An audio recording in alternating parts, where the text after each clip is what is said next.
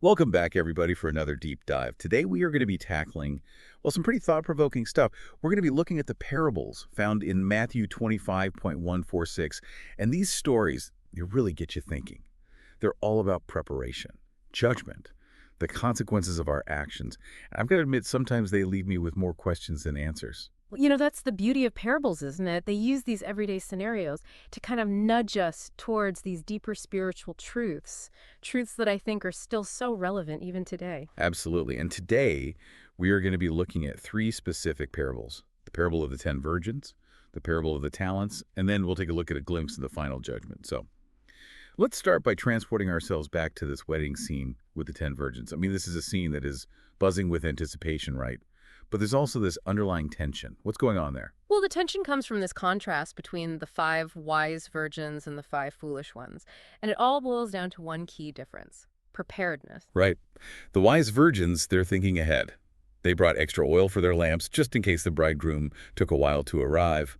But the foolish ones, they didn't quite think that far ahead. And as the story unfolds, the bridegroom does indeed delay his arrival, and they all end up falling asleep while they're waiting, and then suddenly at midnight, there's a shout, "He's here!"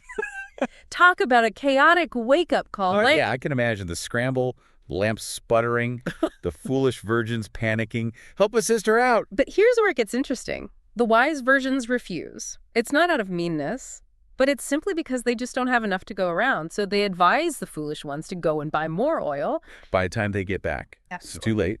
The bridegroom has arrived. The celebration's underway. And the door is shut. They're literally locked out. Yeah, imagine their desperation pounding on the door, pleading to be let in. But the bridegroom's response, it kind of sends chills down your spine. He says, "I know you not." Wow, I never thought about it that way. It's not just about being excluded from the party. It's about not being recognized at all. That's a whole other level of rejection. Yeah. So what's the deeper message here? I mean, we're obviously not supposed to be carrying around literal oil lamps, are we? Right. The oil, it's a metaphor. It's a metaphor for spiritual preparedness. And it really makes you think, what kind of oil are we stocking up on in our own lives? Is it knowledge, faith, compassion? Are we nurturing those qualities so that we are ready for whatever life throws our way? I like that. It's like asking ourselves, what do we need to be filling our lamps with Yeah. to stay spiritually bright? Mm. Because life can throw some curveballs, that's for sure. Absolutely. We all face unexpected setbacks, moments of doubt, times when our faith is tested, and those are the moments when our spiritual reserves, they really matter. Okay, that makes a lot of sense. So let's move on to the parable of the talents. This one always gets me thinking because it seems less about waiting for something to happen and more about what we're doing with what we've already been given. Yeah, it definitely raises some important questions about responsibility and how we use our gifts. So in this parable, a master entrusts his servants with different amounts of talents, which was a form of currency back then, before heading off on a journey. And each servant handles those talents differently, right? Exactly. The first 2 servants are very proactive. They invest their talents wisely. They actually end up doubling what they were given, and they show initiative, responsibility, a willingness to step outside of their comfort zones.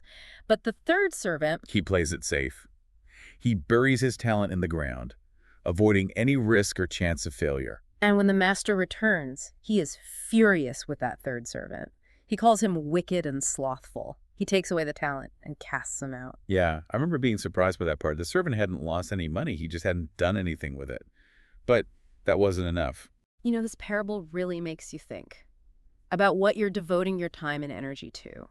Are you using your skills and abilities in a way that feels meaningful to you? Or are you letting them lie dormant out of fear or uncertainty? That's the challenge this parable throws at us. So it's not about just passively waiting, but actively engaging with our gifts. Yeah. But what exactly are these talents in a modern context? We're not all walking around with sacks of gold coins. That's a great point. What might talents represent for you? It could be your natural leadership skills. Maybe it's your knack for creative problem solving, or even your ability to empathize with others. The parable is pushing us to think about how we are investing these gifts in our daily lives. And it's not about comparing ourselves to others, right? The master in the parable doesn't expect equal outcomes from each servant. He rewards them based on their effort and their faithfulness, not just on the final amount that they earned. Exactly. It's about striving for excellence regardless of our starting point. But speaking of judgment, there's one more parable we need to dive into: the final judgment. This one uses some pretty vivid imagery, doesn't it? Yeah, it's a powerful image. We see the Son of Man separating nations, like a shepherd divides sheep from goats. On one side, the sheep are welcomed into eternal life, and on the other side, the goats are condemned. But what determines which side you end up on? That's the surprising part. It's not about making these grand pronouncements of faith or ticking off a list of religious rituals. It's about actions, specifically acts of compassion and service to those in need. Okay, now that's interesting. So it's not just about believing the right things, but doing the right things. What kind of actions are we talking about here? The parable highlights things like feeding the hungry, clothing the naked, visiting the sick and imprisoned. Essentially, it's saying our love for God is demonstrated through our love for our fellow human beings. It really flips the script on how we might typically think about judgment. It's not about what you say you believe, but how you actually live your life. Precisely. It's about aligning our beliefs with our behavior, walking the walk, so to speak. The final judgment parable challenges us to examine our priorities and ask ourselves, are we truly living out the values we profess? Okay, so we've got these three parables: preparing for the bridegroom's arrival, investing our talents, and caring for those in need. They all seem pretty different on the surface, but is there a common thread running through them? You know what's fascinating here is that all three of these parables emphasize action. It's not about passively waiting for something to happen, but actively engaging with our faith, our talents, and our responsibility to others. That's like a wake-up call, to be present, to make the most of the time and resources that we have, to not just exist, but to really live. You could say that these parables are less about predicting the future and more about inspiring us to live more purposefully in the present. I like that. Food for thought indeed. And speaking of food, maybe we could take a quick break to refuel, and then come back and discuss what all of this means for us today. Sounds like a plan. Let's grab some refreshments, and then we'll dive back into how these parables can be applied to our modern lives. I'm curious to hear your thoughts on that. All right, so welcome back. Ready to unpack some more of this wisdom? Absolutely. These parables, they're like onions. So many layers to peel back. And I love how, even though they were told centuries ago, they're still so relevant to our lives today. I completely agree. For example, let's revisit that image of the oil. In the parable of the 10 virgins, it's not about carrying around like a spare can of fuel. Definitely not. It's a metaphor, Yeah. but I think it's a powerful one. You know, it makes us ask, what are we doing to cultivate those qualities that sustain us spiritually? What are those practices or habits that keep our inner light burning bright, even when the world feels dark? Yeah. You know, that makes me think about those times when I've felt really depleted, like my own spiritual reserves were running low. It's usually when I'm neglecting things like spending time in nature or connecting with people who inspire me. You know, think of spiritual oil as those practices that nourish your inner life. Maybe it's meditation for you, or acts of kindness, or connecting with a community that shares your values. You know, these are the things that help us navigate the inevitable challenges and doubts that life throws our way. So we've got to be intentional about replenishing those reserves. It's not a one-time fill-up. It's an ongoing process. Exactly. And this kind of brings us back to the parable of the talents. It's almost like a cautionary tale against complacency, isn't it? Right. We can't just sit on our gifts and expect things to magically happen. We have to actively invest those talents, take risks, and strive for growth. And you know, it's not just about our careers or our finances either. It applies to all aspects of our lives. Maybe your talent is your ability to make people feel seen and heard, or your gift for bringing beauty into the world through art or music. The parable challenges us to use these gifts to make a positive impact, no matter how big or small. I've definitely had moments where I felt like I was burying my talent. Like maybe I had an idea for a creative project, but I let fear or self-doubt hold me back. It's important to remember that the master in the parable doesn't expect equal outcomes from each servant. It's about faithfulness and effort, not necessarily about achieving some arbitrary level of success. Oh, I never considered it from that angle before. It's not about comparing ourselves to others. It's about being true to ourselves and the unique gifts that we have to offer. And you know what's really interesting? That emphasis on aligning our actions with our values, it also ties in beautifully with the final judgment parable. Right. It's not about boasting about our faith Mm. or checking off some religious to-do list. It's about living a life that truly reflects what we believe. The final judgment parable, it really flips the script on how we might typically think about judgment. It's not about grand gestures or pronouncements. It's about those everyday acts of compassion and service. Like feeding the hungry, It isn't just about providing a meal. It's about recognizing someone's dignity and worth. It's about those small acts of kindness that ripple outward and create positive change. Exactly. It's about walking the walk, so to speak. And you know what really strikes me? Is that none of these parables offer easy answers. They raise more questions than they answer. They're really prompting us to reflect on our own lives and choices. That's what makes them so thought-provoking.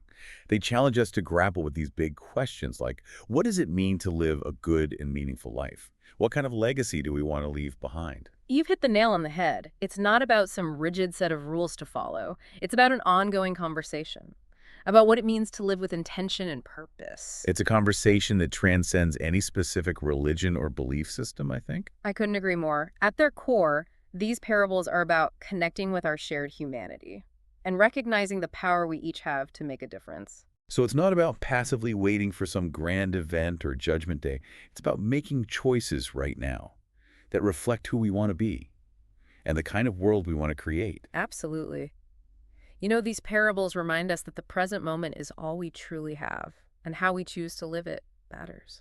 They inspire us to be the best versions of ourselves, to embrace our talents, to invest in our spiritual growth, and to live with a deep sense of compassion and service. And you know, amidst all this talk about preparedness and judgment, I think there's a subtle message of hope woven through these parables. Oh, I like that.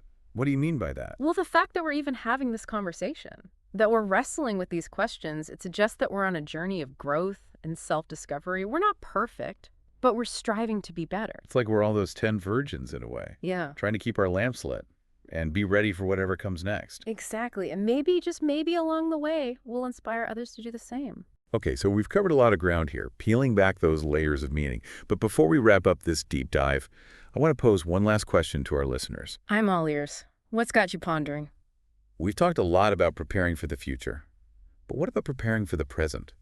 What if, instead of waiting for some big event or judgment day, we focused on living each day to the fullest, embracing the opportunities and challenges that come our way? Now, that's a profound question. It's almost like a call to action, to shift our focus from what might be to what is, to live with intention and purpose right here, right now. Exactly. Because who knows, maybe that's the best way to prepare for whatever lies ahead, by being fully present, embracing our gifts, and making choices that reflect our values. All right, so we've explored these parables, we've peeled back the layers, we've even talked about stocking up on that spiritual oil, but how do we actually, apply these lessons to our everyday lives? That's the big question, isn't it? It is. It really is. You know, it's one thing to grasp the message, Yeah. but putting it into practice, that's where the real work begins. Yeah, it's like the difference between reading a cookbook and actually cooking the meal. So where do we even begin? I think it starts with, a good dose of self-reflection, taking the time to really honestly assess our lives, our priorities, and our actions. So step one, getting real with ourselves. No more hiding talents in the metaphorical backyard. Exactly. Ask yourself, what are my strengths? What am I passionate about? What opportunities are right in front of me to make a difference? Okay, so we've identified those talents. What then? Well, then it's about taking action, stepping outside of our comfort zones, embracing challenges, and using our gifts to serve others. Less talk, more action. Okay. What if we're afraid of failing? What if we're not even sure where to start? Remember the parable of the talents, the servant who buried his talent. He wasn't punished for losing money. He was punished for his inaction, for letting fear paralyze him. So even small steps are better than no steps at all. Absolutely. Every act of service, every effort to grow, every time we choose courage over complacency, it all adds up. It's like that saying, a journey of 1,000 miles begins with a single step. Precisely. And remember, we don't have to go it alone. We can seek guidance from mentors, we can draw inspiration from others, and we can find support within our communities. That's a good point. It's easy to feel overwhelmed when we try to do everything solo. There's strength in numbers, isn't there? Absolutely. And don't underestimate the power of small, consistent actions. It's not always about these grand gestures. Sometimes the most meaningful impact comes from those everyday acts of kindness, generosity, and compassion. Like a smile for a stranger, a helping hand for a neighbor, or simply listening with an open heart. Exactly. These seemingly small acts, they can have a ripple effect, creating positive change in ways we might never imagine. So if we take one thing away from these parables, it's that we always have a choice.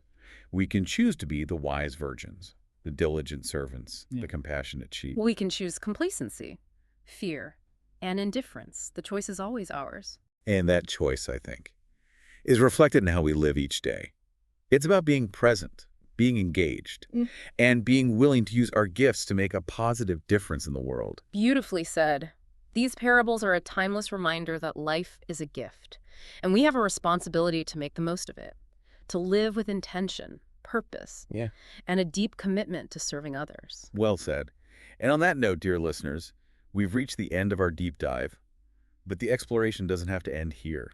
Keep pondering these parables, keep seeking ways to live them out, and keep shining your light brightly in the world. Until next time, keep diving deep, friends.